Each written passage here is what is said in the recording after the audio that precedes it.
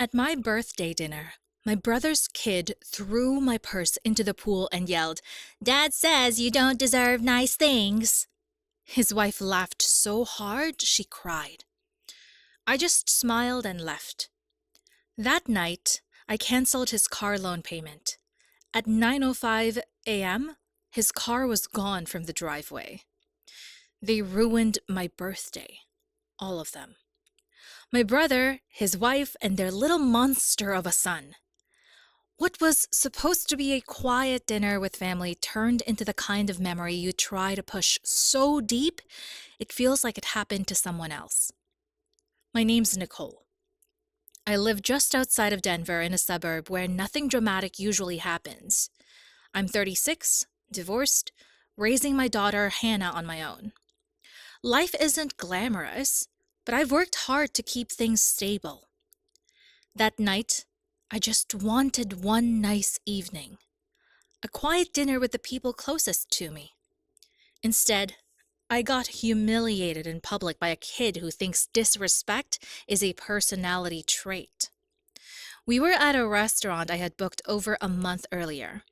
Outdoor seating, soft lighting, nothing flashy, just good food and enough space for the kids to stretch their legs without knocking into other tables. My daughter sat next to me, dressed up a little, excited to try the creme brulee she'd been talking about for days. Josh and Tessa showed up late as usual. Logan came in running, shouting something about how he hated the place. No one even looked surprised. I greeted them. Tessa gave me a fake smile. Josh barely mumbled hello before sitting down and ordering a double whiskey. Logan climbed on chairs, stuck his fingers in the bread basket, and the only thing his parents said to him the entire time was, "Go play." No one said anything. My parents stared at their drinks. My cousins made small talk, eyes darting anywhere but at Logan. Everyone acted like this was normal, like it was just something we all had to accept because that's who Josh married. Then the cake came out, a simple slice with a candle in it. I didn't even ask for that. It was just something the restaurant does. Everyone gave a polite clap. I smiled, trying to move things along and keep the peace. And then Logan came up behind me, snatched my purse off the back of the chair, and sprinted toward the pool. He looked right at me like he'd been waiting for this moment and shouted loud enough for the whole place to hear. "Dad says you don't deserve nice things." Then he tossed my purse into the water. Tessa started laughing so hard she had to cover her face. Josh didn't even blink. No one stopped him. No one told Logan to apologize. My parents were silent. Hannah looked at me confused and a little scared. The rest of the table just sat there. I stood up, grabbed my phone, and left. No dramatic speech, no yelling, just walked out and took Hannah with me. I didn't pick up the phone last night, didn't answer the messages, let them sit in the silence. But what they didn't know, and what I didn't say, is that I've been paying Josh's rent for 2 years. $1,600 a month, every month. I never told anyone. He lost his job and I thought I was doing the right thing for his kids. I also covered his car loan, something he begged me to do just for a few months. When I got home, I opened the banking app and shut it all down. Canceled the rent payment, canceled the car loan auto-pay just like that. The next morning, 9:05 a.m., he called. I ignored it. Then came the text. "Where the hell is my car?" No punctuation, no hi, nothing. I didn't reply, but I did drive past his house later that day. The driveway was empty. That was just the start. Josh didn't stop calling. Not that day, not the next. Voicemails, texts, even emails. First, it was confused, then angry, then desperate. He never once apologized. What he did say was that the towing company told him the car was repossessed at 8:45 a.m., that his boss had called wondering why he didn't show up for his shift, that he had to Uber to work and back, that Tessa was livid. I ignored every message. I didn't even open most of them. On the third day, the tone changed. Suddenly, he remembered I was his sister. He sent a photo of Logan hiding a drawing with the words, "Sorry, Aunt Nikki," scribbled in blue crayon. Like that would erase what happened. Like a kid with a marker could fix years of being taken for granted. What he didn't know yet was that rent was also due that week. I got the first call from his landlord 2 days later. A polite voicemail asking if I had accidentally canceled the usual transfer. I didn't respond. Not my responsibility anymore. Then Tessa texted me pretending nothing had happened. Just, "Hey, can you send the rent today? We're short this month." No mention of the purse, no mention of the dinner, just fake casual like always. This time I did respond. I said, "I won't be covering your rent anymore. Please make other arrangements." 10 minutes later, Josh called me 6 times in a row. Then he switched tactics and started texting my parents asking them what was wrong with me. They didn't know what to say. My mom called and said she wasn't taking sides, but hoped I'd think things through. My dad said nothing at all. By the weekend, I got another message. This one less polite. "You know we can't afford this place without you. So you're really going to let your niece and nephew get evicted? You're that bitter." That's when I realized they still didn't get it. I wasn't being bitter, I was done. But I wasn't finished because another payment was about to come due. One I knew they couldn't cover without me. Tuition for their 2 kids' private school. Logan and his older sister went to some fancy charter academy Tessa insisted on, even when they had no money for it. I had been covering that too, ever since they begged me 2 years ago not to let their kids fall behind. I opened the school's online portal, deleted my billing info, and turned off all autopay settings. Felt good. Not petty, not cruel, just necessary. 2 days later, I got the first sign of what was coming. I walked outside in the morning, coffee in hand, ready to drive Hannah to school. My car was scratched down the passenger side as if someone had taken a key and dragged it in a deliberate, slow line from the front door to the rear bumper. On the windshield, a perfect star-shaped crack right where the driver looks through. I didn't cry. I didn't even take a photo at first. I walked back inside, sat down, and called my friend Ellie. She's the one who told me what to do next. I didn't sleep the night I found the scratch in the cracked windshield. I just lay there in bed staring at the ceiling, wondering how the hell it got to this point. Wondering how someone could take your generosity, drain it for years, then punish you for finally saying no. The damage wasn't random. The line carved into the side of my car wasn't a quick swipe. It was long, deliberate, almost careful. The windshield had a perfect starburst crack right in the middle of my view. I knew exactly what it was, a warning. Their idea of payback.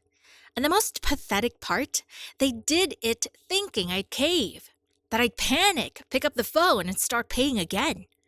I didn't. "Dad," I called Ellie. She's been my friend since college, and she doesn't sugarcoat anything. I didn't even finish explaining before she cut me off. "You need to press charges." I hesitated. I'd never filed anything in my life. It felt serious, permanent. And maybe that's what scared me, because once I did that, there would be no pretending we were still some kind of family. But then Allie asked me something that flipped a switch in my head. What if it had been Hannah's birthday? What if that had been her purse, her car? I didn't have an answer because I already knew. That night, I sat down with Hannah.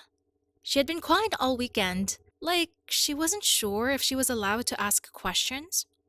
I told her the truth that I thought Uncle Josh and Aunt Tessa were the ones who did it. I didn't go into details, but I wanted her to know something wasn't okay. She just looked at me for a second and then said, "You know, Logan's mom told him to do it." I froze. Apparently, while I had stepped away to the restroom at the restaurant, Tessa leaned down and whispered something to Logan. Hannah didn't catch it at all, but it was something like, "Show her she's not better than us." Hannah thought maybe it was a joke, but now she wasn't sure. That confirmed it for me. And then I remembered something else. The restaurant had security cameras, outdoor patio high in place. They always do. I called the manager and asked if they kept recordings. He was polite, helpful, and within a few hours, I had the footage in my inbox. It was all there. Logan grabbing the purse, the throw, Tessa laughing so hard she nearly doubled over, Josh not even flinching. You couldn't hear the audio clearly, but Logan's line came through. Dad says you don't deserve nice things. I sent it to Ellie. She didn't even reply with words. Just sent me the contact info for a lawyer and told me not to wait.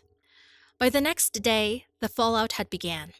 Josh and Tessa were texting again, but this time it wasn't about rent. It was about school. Apparently, the tuition payment had bounced, and the school sent them an alert that both kids were now listed as unpaid. Their daughter's fall enrollment was put on hold. Logan's class assignments had been pulled from the system. They tried every angle. First, it was fake sweet. Hey, Nicole, there's been a mix-up. Could you fix the payment really quick just while we sort this out? Then came guilt. You're punishing the kids. They didn't do anything. Then finally, the blame. You're blowing all this out of proportion. You're becoming vindictive. I didn't respond to a single one. On Sunday morning, they came to my house. I saw them through the peephole. Josh standing with his hands in his hoodie pocket, Tessa behind him, arms crossed like she was there for moral support in a court case. I opened the door halfway, not to talk, just to let them say what they clearly came to say. Josh went first. You could have handled this privately. Tessa followed. We've had a rough year. You've always helped before. We thought you understood. I didn't say anything, just listened. Then Josh said it. You're really going to throw away family over a purse and a couple of payments? That's when I felt it. Not rage, not even sadness, just done. I closed the door without a word, locked it, sat back down at the kitchen table with Hannah, who was quietly eating cereal. Like this was all completely normal.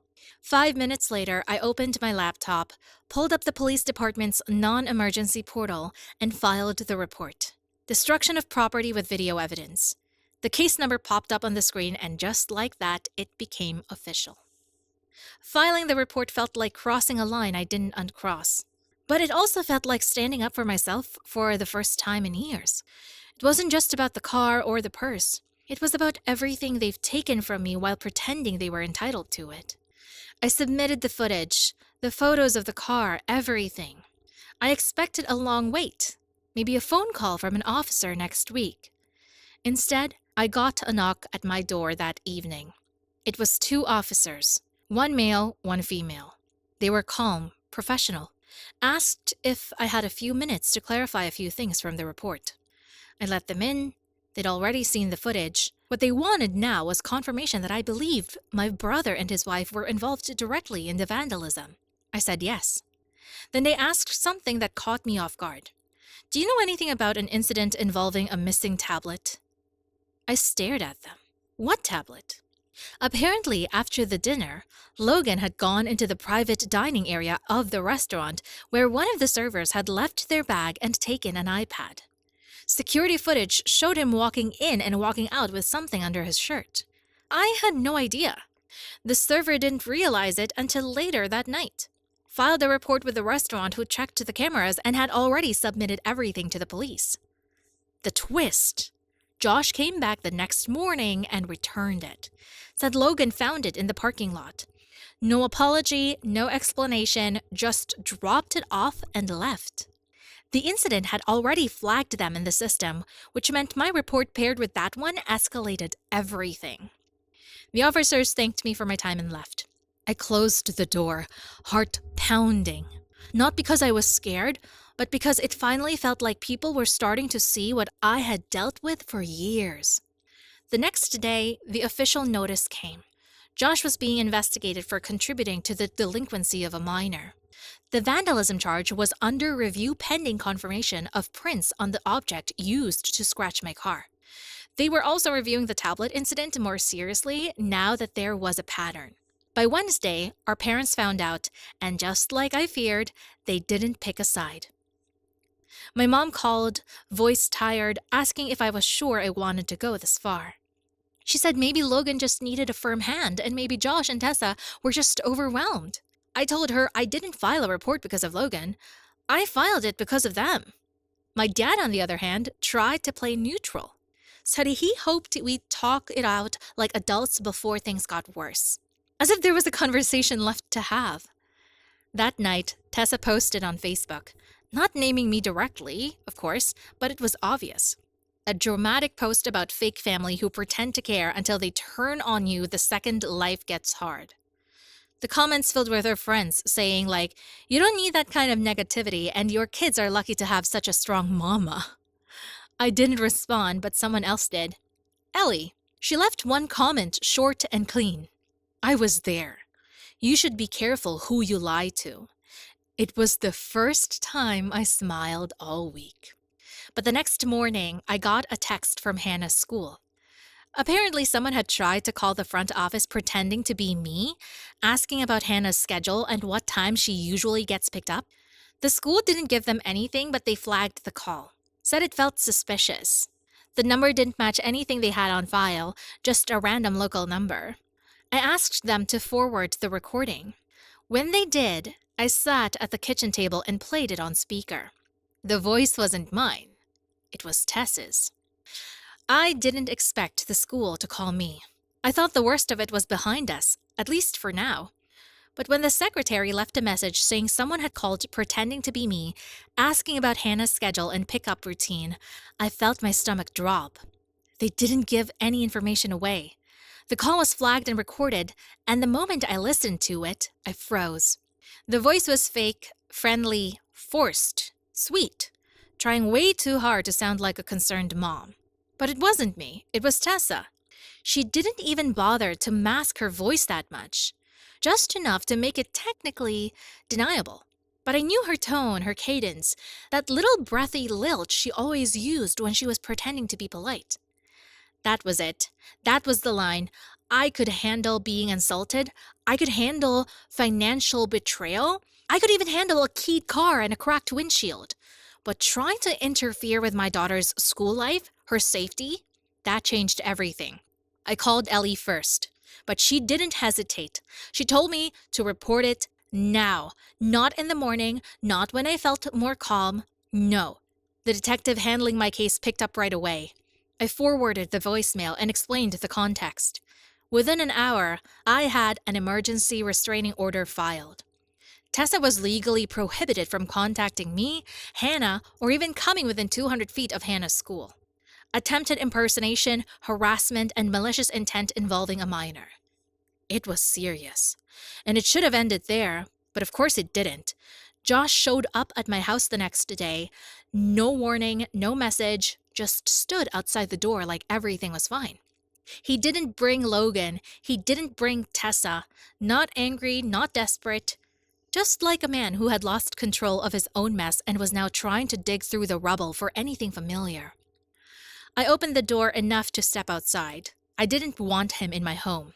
Not anymore. He looked at me in the eye and said things had gotten out of hand. That their landlord had started eviction paperwork. That both kids were officially pulled from school. That Tessa was not doing well. And that he just wanted things to go back to how they used to be. I told him to stop. I reminded him of how things used to be, how I paid for his rent when he couldn't, his car loan when he didn't, tuition when he ignored deadlines. I reminded him of how his wife laughed when his son publicly humiliated me on my birthday and how he didn't say a word. And then he said it. She just wanted you to feel what it's like when someone takes something from you. I didn't say anything for a second.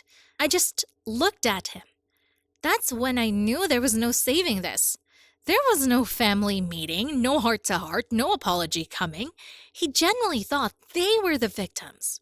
That I had pulled support unfairly. That my boundaries were cruelty, not survival. I told him to leave and never come back, not even for a second.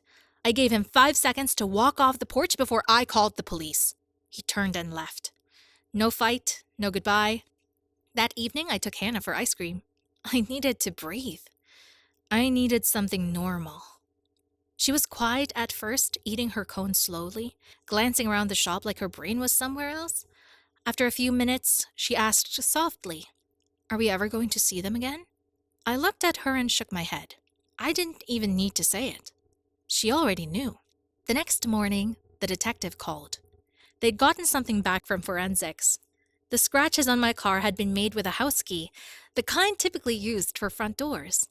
And the prints lifted from the area around the gas cap matched one person exactly: Tessa. They were filing charges: destruction of property, harassment, unlawful impersonation. A warrant was being processed. And just like that, my silence stopped being grace. It became evidence. The day the warrant went active, I got a call from my mom. She didn't ask how I was. She asked if it was true. If Tessa was about to be arrested. If I had really gone that far. I told her it wasn't going far. It was going forward. She sighed. That long, disappointed kind of sigh that mothers think still has power over you when you're 36. She said she didn't want to take sides. That this whole thing had gone too far. That maybe there was a better way to settle things privately. I asked her what part of this she thought was private. The part where they used my daughter's name to fish for her school schedule? The scratched car? The purse in the pool? She didn't answer. I didn't call my dad. I knew what he'd say. That family's complicated. That forgiveness is important. That time would heal it. It was almost worse than neither of them outright took their side. This weird in-between stance, refusing to pick but still judging me for drawing a line, they didn't realize that was its own betrayal. Ellie was the only one who stayed steady. She helped me file for long-term restraining orders. She was there when I met with the DA to go over the charges. And when the officers called to confirm that Tessa had been taken in calmly, without drama, booked and released with a court date, she brought over pizza and didn't ask for details. Just sat with me and Hannah and watched a movie like normal life still existed somewhere. Josh tried once more. One last text. It said, "Hope you're proud. You ruined our family." I didn't reply. Not out of pettiness, but because I wasn't going to defend myself to someone who had never once defended me. I blocked him. A week later, I changed my number. The hardest part came when I explained everything to Hannah in full. She had seen most of it, but she deserved to know why we weren't going to holidays at Grandma's anymore. Why we wouldn't be seeing Logan at birthday parties. Why things that used to be normal would stay broken. She didn't cry, but she didn't say much either. She just said, "So it's really over, isn't it?" And I told her the truth. Yes, it is. I don't know what'll happen to Josh and Tessa. I've heard rumors they had to move out of the apartment. The school didn't take the kids back. Tessa's facing fines, maybe more. I've stayed out of it. Blocked, deleted, cleared the slate. It doesn't feel like revenge. Feels like release. This year, I didn't plan a birthday dinner. Hannah and I went to the mountains for the weekend. Just the two of us. She picked the playlist. I let her have ice cream for breakfast one morning. We laughed. We were quiet and we were free. And for the first time in a long time, I felt like I had something worth celebrating again. Sometimes I still catch myself remembering old holidays. The way Josh used to make everyone laugh at Thanksgiving. How we used to sit around playing board games after dinner before everything twisted. Before the taking started to feel normal. I don't miss them, but I miss the version of them I thought I knew. Hannah's been different too. A little quieter, a little more careful about who she trusts. I hate that she had to see it all, but I'm proud of how she handled it. How she stood beside me, even when none of it made sense. I think she understands now that protecting peace sometimes means walking away from people who live in chaos. Sometimes the hardest thing isn't cutting someone off. It's realizing they were never really holding on to you in the first place. Not because I'd won, but because I finally stopped losing.